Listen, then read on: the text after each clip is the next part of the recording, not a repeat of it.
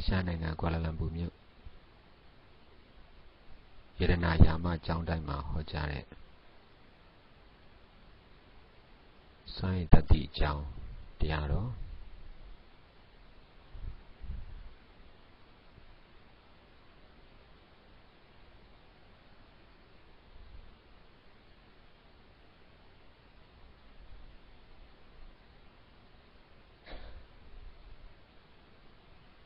တရားနိုင်နဲ့တခါတည်းတရားထိုင်ပြီပါချောင်းနဲ့လက်ကဆင်ပြေလို့ရထားပါ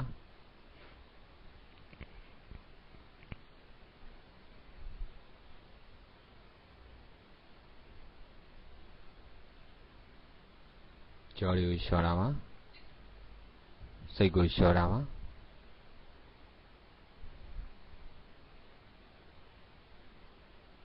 မျက်စိကိုဒါလေးမိတ်တာပါ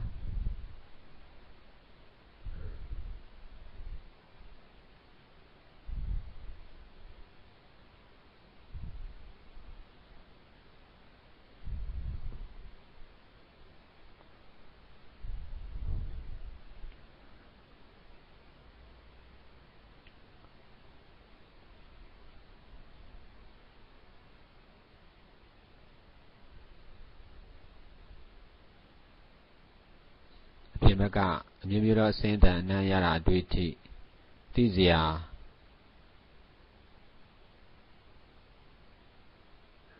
အာယုန်တွေကိုဆွန့်လွတ်ပြီးတော့မှဟိုခန္ဓာထဲမှာဖြစ်ပေါ်နေတဲ့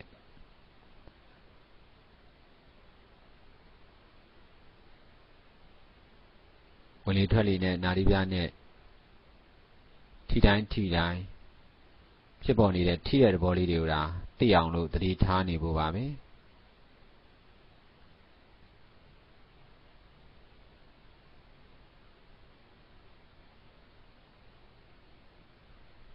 စိတ်ကိုလျှော့ထားပါမယ်ကြော်တွေကိုလျှော့ထားပါမယ်ကိုလှုပ်ချင်တယ်လို့လှုပ်တာမျိုးကြတော့ငါဥစ္စာဆိုတဲ့သဘောတွေပါနေပါတယ်တခုခုဆိုတဲ့ငါးပိုင်းဆိုတဲ့သဘောတွေတယောက်ယောက်ဆိုတဲ့ငါးဆိုတဲ့သဘောတွေပါနေပါတယ်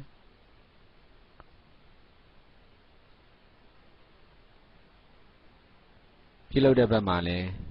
ငါဥစ္စာသဘောတွေမပါဝင်စေဖို့ကြိုးစားမှာဖြစ်တယ်လို့လောက်ရမယ့်အလုပ်ကလည်းငကိုဖြစ်နေတာတွေကိုသိအောင်ကြိုးစားပါမယ်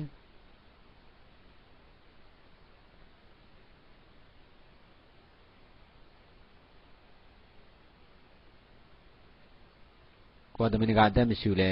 အလိုလိုအသက်ရှူမှုကတော့ဖြစ်နေပါတယ်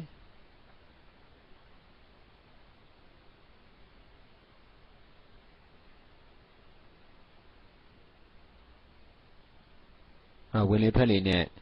နာရီပြားနဲ့ထိကိုက်လို့ဖြစ်ပေါ်လာတဲ့ထိတိုင်းတော့သဘောလေးတွေကို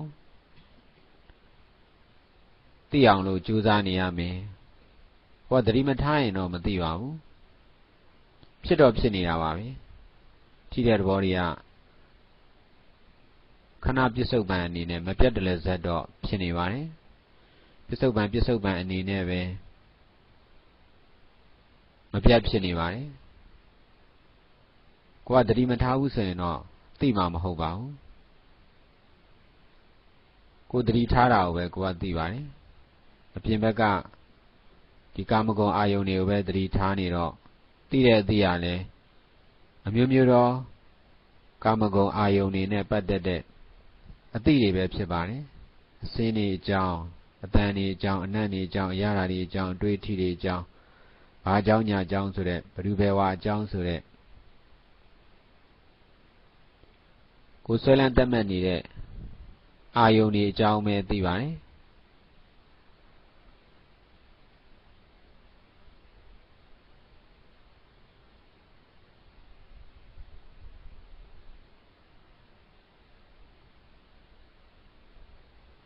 ခုကတကယ်ရှိနေတာကိုသိအောင်ကြိုးစားရမယ်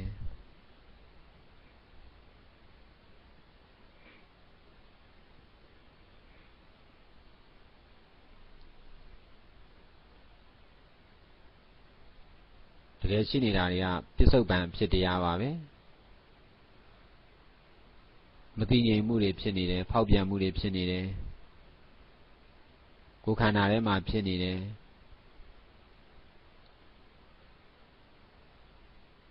ဖောက်ပြန်မှုမတည်ငြိမ်မှုကင်းတဲ့အချိန်ဆိုတာမရှိပါဘူးဒီငကိုရှိနေတဲ့ပြစ္ဆုတ်ပံဖြစ်တရားတွေကိုသိအောင်လို့သတိထားရမယ်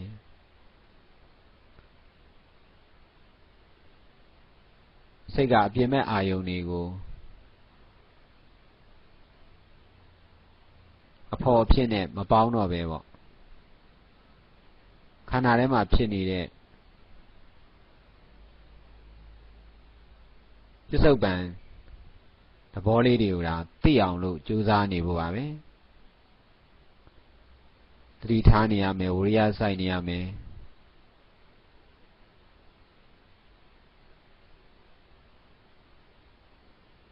ကိုယ်သတိထားနေကြမဟုတ်တဲ့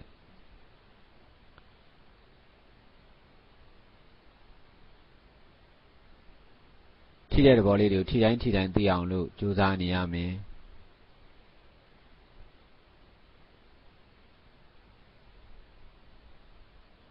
ခန္ဓာထဲမှာဖြစ်နေတာကို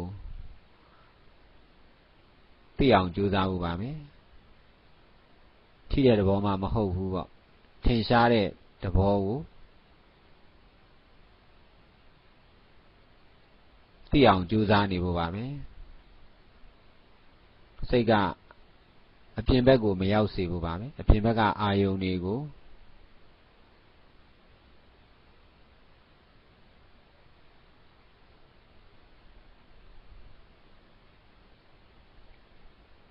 အဖော်လုပ်နေတာကိုဆွန့်လွတ်ဖို့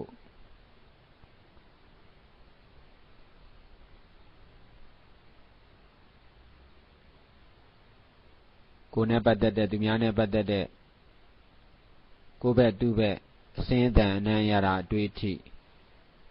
သိစရာကိုယ်အကြောင်းသူများအကြောင်း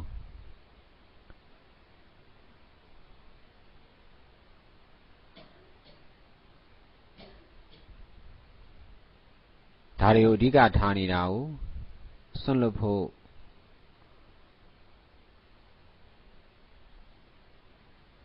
တကယ်ဖြစ်နေတာတွေနဲ့ဒီဖြစ်တာကိုသိတဲ့အသိအရှိနဲ့အသိနဲ့ကိုက်ဖို့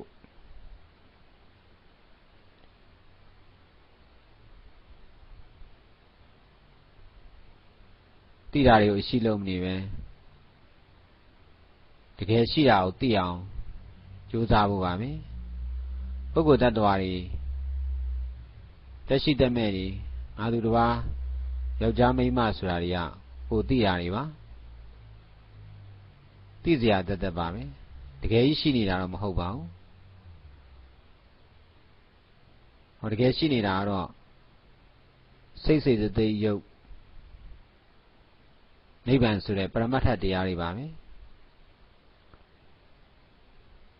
နိဗ္ဗာန်ဆိုတာကဒီစိတ်စေတသိက်ယုတ်ရဲ့ဆန့်ကျင်ဘက်ပါပဲ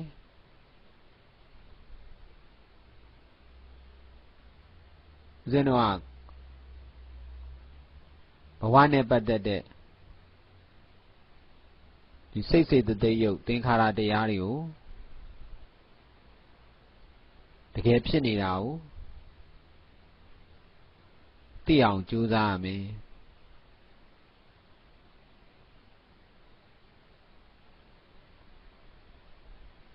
ကိုသိတာတွေကိုသုံးပြီးတော့မှာပေါ့တကယ်ဖြစ်နေတဲ့သင်္ခါရတရားတွေကိုနားလည်အောင်ကြိုးစားရမယ်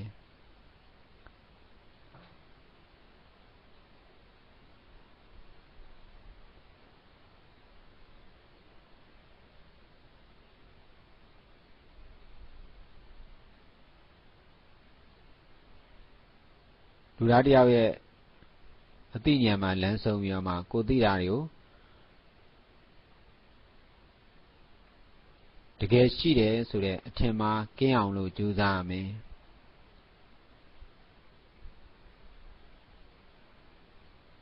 တကယ်ရှိနေတာက ယုံ nant ဓမ္မသင်္ခါရတရားတွေပါပဲခန္ဓာ၅ပါးယုံ nant 2ပါးပါပဲသင်္ခါရတရားပါပဲဒီတရားတွေကလည်းမမြဲတဲ့အနိစ္စဆင်းရဲတဲ့ဒုက္ခတစ်ခုခုတယောက်ယောက်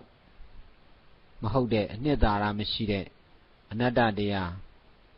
ဖောက်ပြန်ပျက်စီးမှုသက်သက်ဒုက္ခသစ္စာအမှန်တရားပါပဲ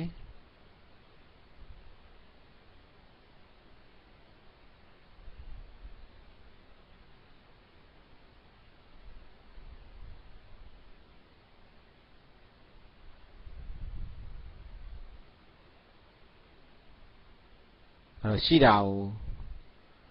ရှာဖွေတဲ့အလုပ်ပါပဲတရားအလုပ်အစစ်ကတော့ရှိတာကိုရှာဖွေတဲ့အလုပ်လောကီအလုပ်တွေကတော့ကိုရှိတယ်ထင်တာတွေကို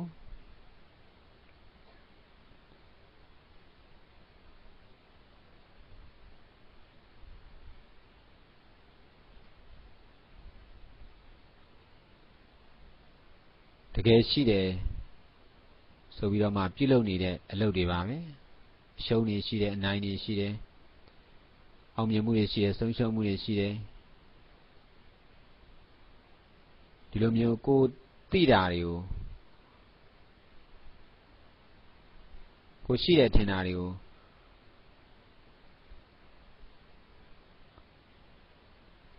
တကယ်ရှိတယ်လုပ်နေတဲ့အလုပ်တွေပေါ့တရားလုပ်ကြတော့တကယ်ရှိတာကိုလက်ခံနိုင်အောင်ကြိုးစားတဲ့အလုပ်ပါပဲတကယ်ရှိတာကိုစိတ်စိတ်သိယုတ်သင်္ခါရတရားအစစ်ကိုတော့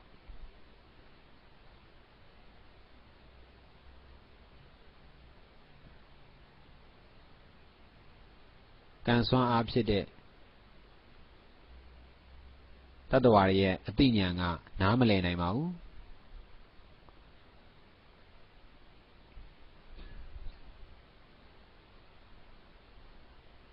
လူတွေတ attva တွေရဲ့အသိဉာဏ်နဲ့နားလည်နိုင်တာတွေကလည်းတကယ်ရှိနေတာတွေတော့မဟုတ်ပါဘူးလူသားတရားအသိဉာဏ်မှာလူတွေတိရစ္ဆာန်တွေဆိုတာတက်ရှိတွေတမဲ့ရာဝတ္ထုတွေချိန်ကာလတွေနေရာဒေသတွေဒါတွေကတကယ်ရှိတာအနေနဲ့သိတယ်ပေါ့တကယ်ရှိတရားအနေနဲ့သိတယ်တကယ်ရှိတဲ့စိတ်စိတ်သိယုံနိဗ္ဗာန်ကိုကြတော့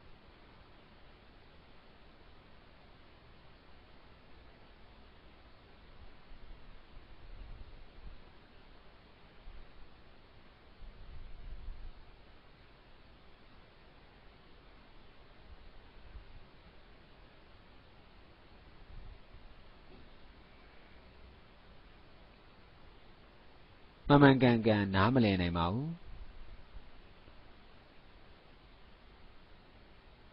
းတကယ်တမ်းရှိမနေတာတွေကိုတကယ်ရှိတယ်အဖြစ်နဲ့မှားယွင်းပြီးတော့မှနားလည်နေတဲ့အသိဉာဏ်နဲ့ကြတော့တကယ်ရှိနေတာကိုမှန်မှန်ကန်ကန်နားလည်နိုင်မှာမဟုတ်ပါဘူးကိုနားလည်တဲ့တကယ်ရှိတာဆိုတာတွေကတကယ်တမ်းရှိမနေတာတွေဖြစ်နေတဲ့အတွက်ပေါ့ဖန်တီးထားတဲ့ကံစွမ်းနဲ့ကြတော့ဖန်တီးထားတဲ့အမှန်တရားတွေကိုဒါနားလည်နိုင်တဲ့စွမ်းရည်တတ္တိရှိပါတယ်ဒီဖန်တီးမှုတွေကိုဆွံ့လွတ်နိုင်တဲ့ကံစွမ်းအားကိုဆွံ့လွတ်နိုင်တဲ့ဝိပဿနာဉာဏ်မဲ့ဉာဏ်ဖူဉာဏ်ရဲ့စွမ်းအားနဲ့မှတကယ်ရှိတဲ့သင်္ခါရတရားတွေကိုမှန်မှန်ကန်ကန်နားလည်နိုင်ပါလိမ့်မယ်ကံစွမ်းအားတော့အမြဲတမ်းသုံးနေကြပါပဲမြင်နိုင်တဲ့စွမ်းအားကြားနိုင်တဲ့စွမ်းအားအနံ့ခံနိုင်တဲ့စွမ်းအားအရာခံနိုင်တဲ့စွမ်းအားစန္ဒတွေးထိနိုင်တဲ့စွမ်းအားတွေမှတ်သားနိုင်တဲ့တွေးတောကြံစည်နိုင်တဲ့နားလည်နိုင်တဲ့စွမ်းအားတွေဒီကိုသုံးနေတဲ့စွမ်းရည်တတ္တိတွေကကံစွမ်းအားတွေပါဒီလိုမျိုးစွမ်းရည်တတ္တိရှိအောင်ဖန်တီးထားတာပေါ့ဖန်တီးထားလို့ရှိနေတဲ့စွမ်းရည်တတ္တိတွေပါပြောတတ်ဆိုတတ်တယ်လုပ်တတ်ကိုင်တတ်တယ်သွားတတ်လာတတ်တယ်တွေးတတ်ကြံတတ်တယ်ဒါတွေကဒီလိုပြုလုပ်တတ်အောင်လို့ဖန်တီးထားလို့ဖြစ်ပေါ်နေတဲ့စွမ်းရည်တတ္တိတွေပါမဖန်တီးတော့တယ်ဆိုရင်မ ဖန်တီးတော့ရင်မဖြစ်တော့ဘူးပေါ့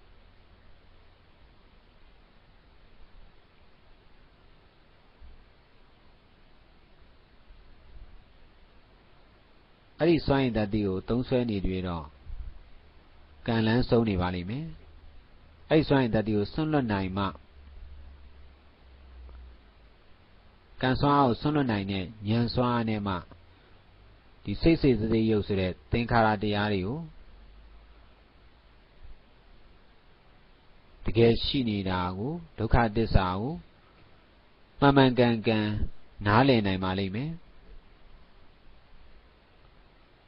စိတ်ကိုလျှော့ထားပါမယ်အကြောတွေကိုလျှော့ထားမယ်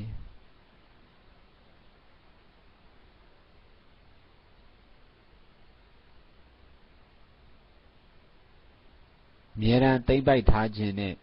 မစွန့်လွတ်ခြင်းနဲ့ကိုယ့်ရဲ့တဘောကိုစန့်ကျင်ပြီးဒါနပြုရမယ်သီလဆောက်တည်ရမယ်တရားနာတရားထုတ်ရမယ်နောက်ပိုင်းကျရင်လောကီလုပ်တဲ့နေရာမှာလဲမစွန့်လွတ်ခြင်းနဲ့ကိုယ့်ရဲ့တဘောသိမ့်ပိုက်ထားခြင်းနဲ့ကိုယ့်ရဲ့တဘောတစ်ခုခုအဖြစ်နဲ့စုပ်ကင်ထားခြင်းနဲ့ကိုယ့်ရဲ့အလေးအကျင့်တွေကိုကြိုးစားပြီးတော့မှစွန့်လွတ်ရမယ်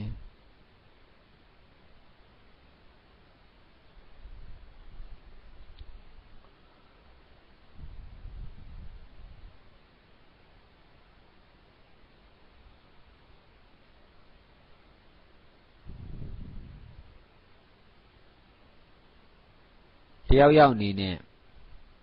တရားနားလည်အောင်ကြိုးစားရမှာမျိုးမဟုတ်ဘူးပေါ့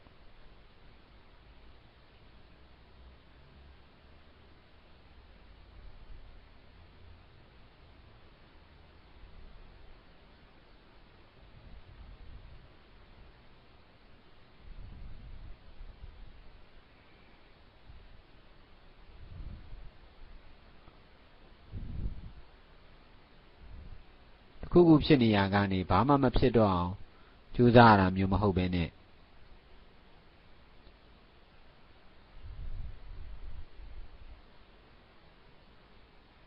ခုခုဖြစ်နေတယ်တယောက်ယောက်ဖြစ်နေတယ်ဆိုတဲ့အထင်မှာကင်းစင်သွားအောင်ကြိုးစားရမှာပါကိုကောင်းတယ်ထင်တယ်မကောင်းဘူးထင်တယ်သုံးကြတယ်လို့ထင်တယ်သုံးမကြဘူးလို့ထင်တယ်ပုထုဇဉ်လို့ထင်တယ်အရိယာလို့ထင်တယ်ယောက်ျားလို့ထင်တယ်မိန်းမလို့ထင်တယ်